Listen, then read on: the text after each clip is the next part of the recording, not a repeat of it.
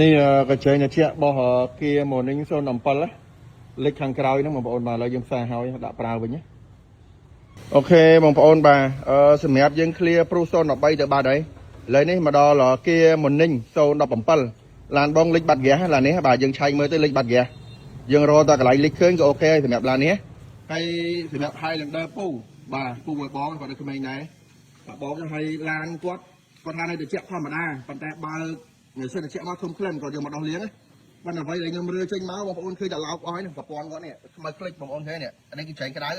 ហើយចែងក្តៅនេះគឺចែងអនបំផុតរបស់ចិនបាទមើលទីបវានេះអានឹងទីបអនបំផុតហ្មង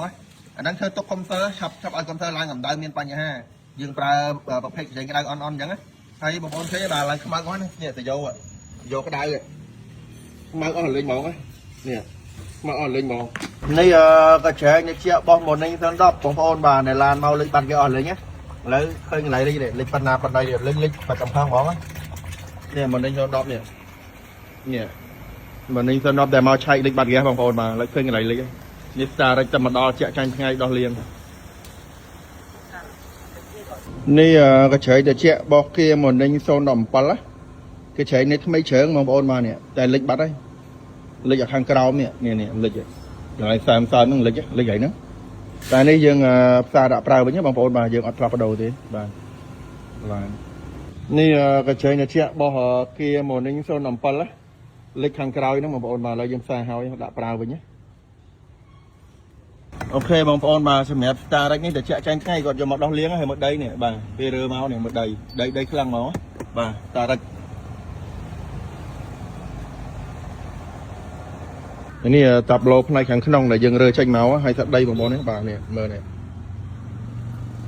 បាទនេះតាមឆ្អឹងដែក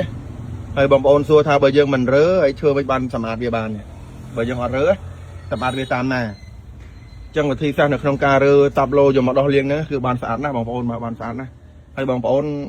សម័យមើលពេលដែលយើងបើកធនជាក់មកបញ្ចេញតាមរុនស្លាប់ព្រិលខ្យល់បក់ចេញមកល្វើយមកលាយនឹងទលីដីហ្នឹងផ្លូវដង្ហើមប៉ះពាល់ខ្លាំងខ្សែភ្លើងអីហ្នឹងមើលនេះសាច់ដីហ្មងសាច់ដីហ្មងហ៎ពេញនឹងទាំងអស់នេះសុំកញ្ចែងត្រជាក់របស់ Starix បងប្អូនបាទមើលដីកាន់មើលកាន់រុញដីឲ្យបងប្អូនគាត់មើលនេះដីនេះតែរុញមើលយកដៃរុញមកឲ្យគាត់បងប្អូនមើលឲ្យដីបាទដីទាំងអស់ដីក្លុកកលាក់អានេះប៉ងស្រេនមើលនេះ